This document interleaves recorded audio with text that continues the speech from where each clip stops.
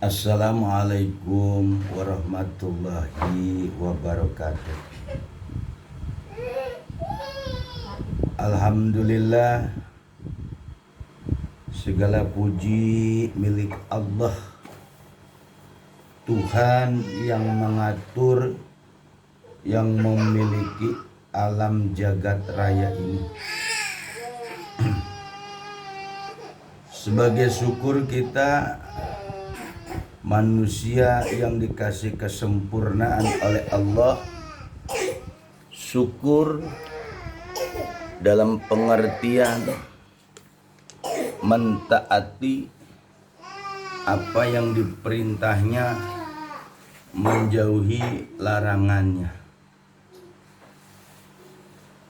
Jamaah Ustaz Zakat Thoriq 165 dimanapun berada, dalam sebuah kehidupan atau al-hayatu fid dunya, kehidupan di dunia ini ada yang namanya ujian, atau bahasa Arabnya imtihan.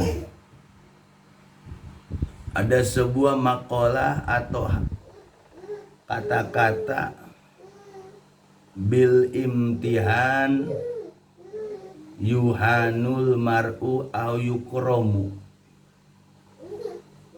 Dengan sebab ujian, seseorang itu bisa jadi hina, bisa jadi mulia. Bil imtihan yukromul mar'u au yuhan, ada di balik kata-kata itu.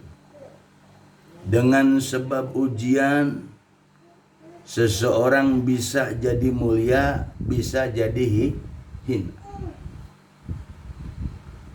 Jadi ujian ini adalah suatu kelumrahan dalam sebuah kehidupan.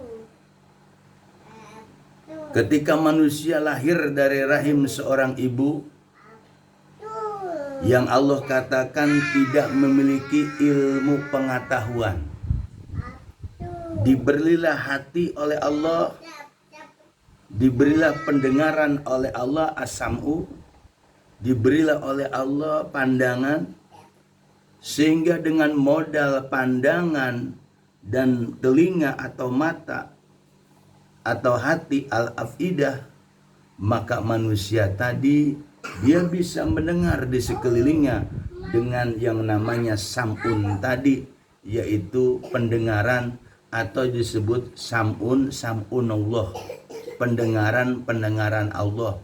Ya, karena apa? Karena di diri manusia ada sifat Allah. Kemudian basor itu dibuktikan, diaktualisasikan di mata kita. Ketika bola mata kita melihat, hakikatnya bukan bola matanya, tapi ada basor Allah, ada sifat Allahnya. Sam'ullah, dua panca indera zohir yang Allah berikan, mata dan telinga ini, kemudian menghasilkan sebuah pengetahuan. Jadi tahu apa itu, maka yang mengerap adalah afidah. Afidah itu kolbun, hati. Jadi ketika manusia memandang gunung, maka pandangan gunung tadi akan dicerna oleh hati. Gunung itu indah. Siapa yang menciptakan gunung itu? Makanya manusia dikasih afidah oleh Allah. Karena manusia keluar dari rahim seorang ibu tidak memiliki apa-apa, cuma dikasih 3 komponen, panca indera zohir 2, panca indera batin 1, afidah, sebagaimana di dalam Al-Quran. Ketika manusia mendengar suara burung, suara angin, suara manusia, itu pun bisa menjadi ilmu pengetahuan, diolah dengan aqidah. Nah, aqidah ini adalah salah satu alat untuk berkomunikasi manusia dengan Allahnya, dengan Tuhannya, dengan Kholiknya. Afidah, afidatun, atau kolbun, atau puad. Jadi manusia memang bisa berkomunikasi dengan Allah, bisa. Allah adalah ismu zat. Zat menunjukkan kepada sifat, sifat menunjukkan kepada zat. Maka dalam Islam yang disebut yang maha kuasa, yang maha pencipta, disebut dalam agama Islam namanya Allah.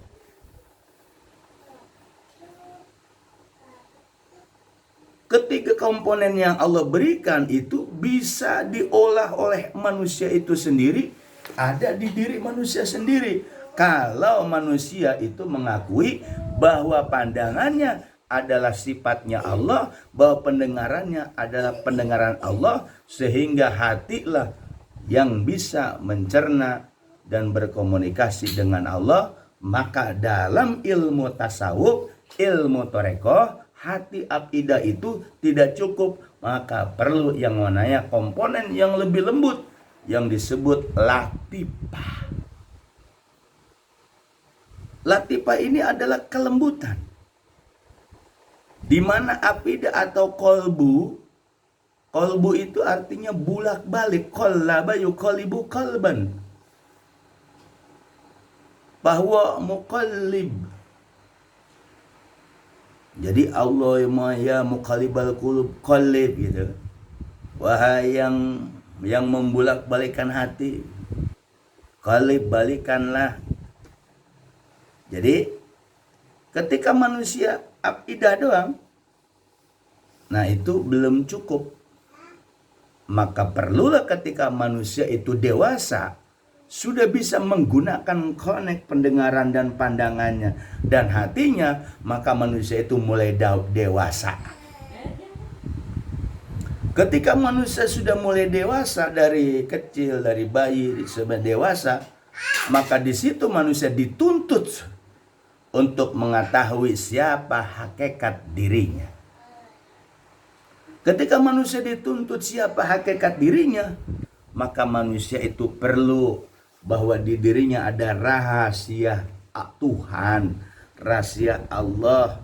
Maka dalam ilmu tasawuf, bahwa di diri kita itu ada zohir, ada batin, ada jasad, ada ruhani. Jasad adalah panca indera yang kelihatan, mata, telinga, mulut, tangan, kaki. Tapi di dalam dada manusia, di sudut itu ada kekuasaan Allah. Maka orang sufilah yang bisa membuka komponen-komponen tersebut. Maka di dalam dada, di dalam pisudur, pisudur itu ada yang namanya ilmu latifah. Latifah yang ada di diri manusia itu ada 5. Kenapa Ustaz Jaka Tarik selalu mengulang-ulang? Di diri kita ada latifah qalbi, latifah turu, latifah siri, latifah khofi, latifah ahpa. Itu alamul amri, alamul gaib, alam pemerintah. Kemudian di otak benaknya itu ada latifah nafsi. Di ubun-ubunnya ada latifatul qalam. Nah, ketika manusia sudah dewasa, sudah umur menganjak dewasa, maka dituntut manusia itu wajib siapa hakikat dirinya. Ketika dia lahir dari seorang rahim ibunya, tidak memiliki pengetahuan apa-apa, maka Allah kasih alatnya, panca indera zohir 2, hati 1. Panca indera melihat, mendengar, hati merasa, begitu. Tapi ketika udah dewasa, dia harus tahu siapa hakikat dirinya. Jadi manusia itu bukan hanya bungkulkan, kata orang Sunda mah, bukan hanya raga doang. Kalau manusia menilai bahwa dirinya hanya punya raga, disebut keadaman. Makanya kata wali Allah Abah Khoer, kalau manusia hanya bersifat keadaman, dibelum. Dia hanya masuk ke dalam kuburan, dimakan tanah, dimakan rayap, jadi belatung. Itu keadaman. Karena keadaman si raga tadi, sebagai bajunya seseorang tadi, dimakan oleh rayap, maka ada suatu ajal. Ketika ajal datang, masuklah si jasad ke kuburan. Kuburan tanah itu siap. 3 hari kemudian itu pecah semua, jadi bangkai. Belatunglah masuk. Kenapa? Karena raga yang disebut keadaman itu berasal dari tanah, dari air, dari api, dari angin, saudara. Tapi yang perlu manusia tahu zaman sekarang, bahwa manusia itu jangan kau melihat ragamu sendiri, tapi di dalam dirimu ada rahasia Allah, ada kekuasaan Allah, yaitu disebut latifah. Latifah qalbi rusir khofi apa nafsi qalbi. Memang pelajaran ini pelajaran tasawuf, pelajaran toreko. Jangan ada mengatakan ustadz katanya nggak perlulah toreko-torekohan. Ya berarti orang nggak paham. Bertoreko itu fardu ain, saudara. Tanpa bertoreko syariat tidak akan berjalan. Ketika kita mengatakan saya bersyariat dengan Nabi Muhammad, betul. Tapi Nabi Muhammad tidak mengajarkan syariat saja. Beliau mengajarkan torekohnya, yaitu cara mengamalkan syariatnya. Apakah ada riwayatnya? Ada. Ketika Rasulullah pengen membenahi para sahabat, para tabi'in, maka salah satu usaha Rasulullah sebagaimana diperintahkan oleh Allah untuk supaya para sahabat, para tabi'in itu menjadi orang-orang yang soleh, orang-orang yang benar, orang-orang yang suci, maka alat yang pertama untuk memperbaiki para sahabat, para tabi'in, ketika itu Rasulullah selalu mentalkin para sahabat dengan kalimat La ilaha illallah. Apa tujuannya kalimat La ilaha illallah itu ditalkinkan, diajarkan oleh Rasulullah kepada para sahabat? Tidak lain tazkiyatun nufus, tasfiyatul qulub, husul ilallah. Pertama untuk membersihkan jiwa seseorang tadi, karena manusia memiliki raga. Kedua, tasfiyatul qulub, memurnikan hatinya, membersihkan hatinya. Yang ketiga, manusia bisa berkomunikasi dengan Allah karena manusia punya hati tadi, saudara. Jadi Rasulullah bukan hanya syariat saja, tapi apa? Torekohnya, amalnya. Dengan kalimat La ilaha illallah, maka dikatakan yang terjadi di dalam masa Rasulullah, para sahabat berbaiat kepada Rasulullah, innalladzina yubayyunaka innama yubayyinu. Ketika itu para sahabat, para tabi'in berbaiat kepada Rasulullah untuk apa? Bahwa yakin apa yang dibawa oleh Rasul adalah benar. Maka ketika sudah berbaiat kepada Allah dan Rasulnya, ketika itu wujudnya Rasulullah Nabi Muhammad, maka hakikatnya para sahabat itu sudah berjanji kepada Allah. Begitu, saudara. Sekarang kok agama cuma ikut-ikutan doang?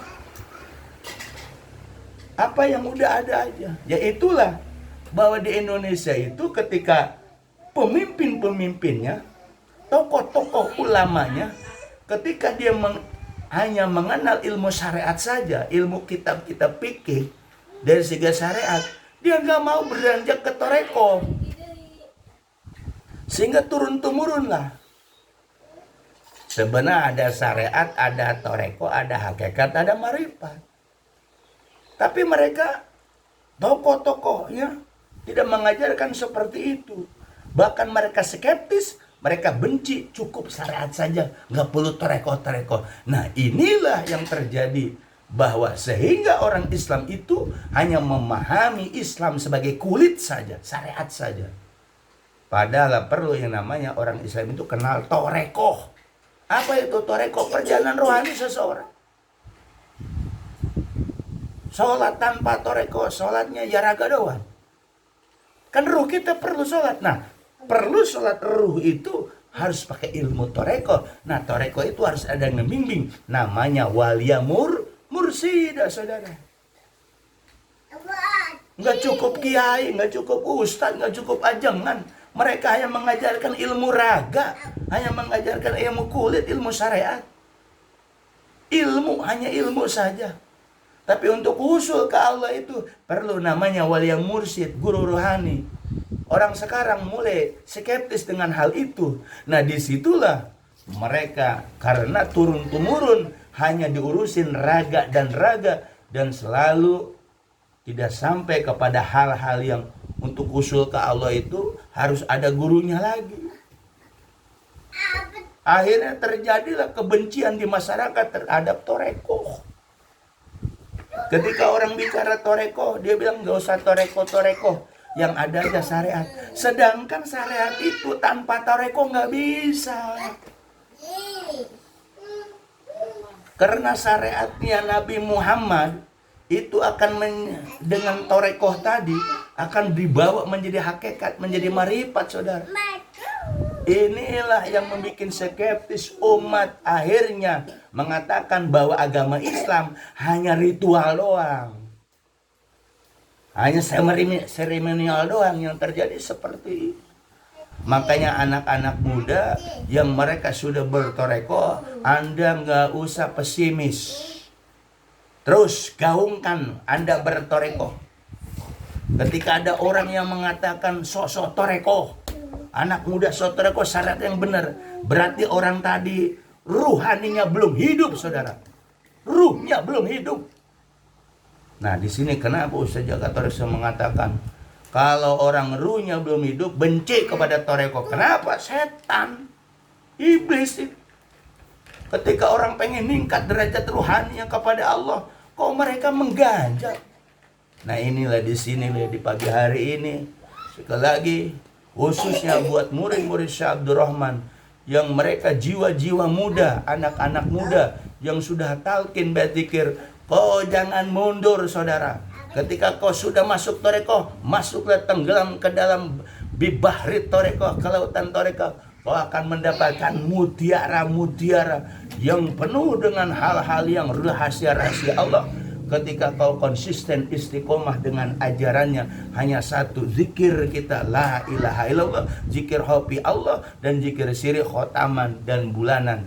Ini kalau buat murid-murid Syekh Abdul Rahman yang muda-muda, kau jangan gentar, kau jangan perlu kata-kata orang yang selalu mematahkan ajaran toreko. Karena ajaran toreko asli dari Syekh Sultan oleh Syekh Abdul Qadir Jilani, dan Syekh Sultan Abdul Qadir Jilani itu silsilahnya langsung ke Rasulullah, dan sekarang wakilnya di Indonesia Syekh Ahmad Sambas, dibawa oleh Syekh Abdul Karim Tanara Banten, dibawa oleh Syekh Solim Benteng, dibawa oleh Syekh Abdul Khair Jamul, sampai ke guru Syekh Abdul Rahman.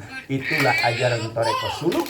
Maka bagi yang muda-muda yang bertoreko, jangan kau dengarkan ulama syariat, jangan kau dengarkan ulama yang benci dengan toreko, karena mereka batinnya adalah mati, karena mereka belum hidup ruhaninya. Maka yang sudah ditalkin baik zikir toreko, murid-murid Syekh Abdul Rahman yang muda-muda di Jawa maupun di Nusantara ataupun di luar negeri, terus zikirmu, torekoh yang dibawa oleh Syekh Abdul Rahman itu benar, tidak ada yang salah. Kalau Robitoh Mursyid itu benar, tidak ada yang salah. Kalau dalam zikir menghadirkan guru itu benar, tidak ada yang salah. Ketika mereka dibilang Robitoh Mursyid ada musyrik, karena mereka bodoh, saudara. Karena mereka tidak tahu tentang ilmu toreko, sehingga mereka ngomong macam-macam. Karena orang yang tidak tahu tentang kebodohan ilmu, dia akan jadi musuh diri sendiri. Mudah-mudahan terus bangkit murid-murid Syekh Abdul Rahman. Yang muda-muda bangkit, kau jangan mundur, istiqomah, belajar istiqomah. Ketika kau ada godaan khotir tentang lintasan-lintasan tentang hal-hal dunia, lawan dengan zikir la ilaha illallah, lawan dengan zikir hobi. Insya Allah semua murid-murid Syekh Abdul Rahman dimanapun berada, dimanapun berada, di majlis-majlis manapun, Anda nggak usah gentar. Ustaz Jaka Torik sebagai badal kaul Syekh Abdurrahman akan selalu menggaungkan ajaran Abah. Kau jangan dengarkan suara-suara sumbang yang benci dengan toreko, yang benci dengan ajaran Syekh Abdurrahman. Kau tetap ajeg istiqomah dalam toreko gurumu. Mudah-mudahan bermanfaat. Saya wabillahi taufiq wal hidayah. Assalamualaikum warahmatullahi wabarakatuh.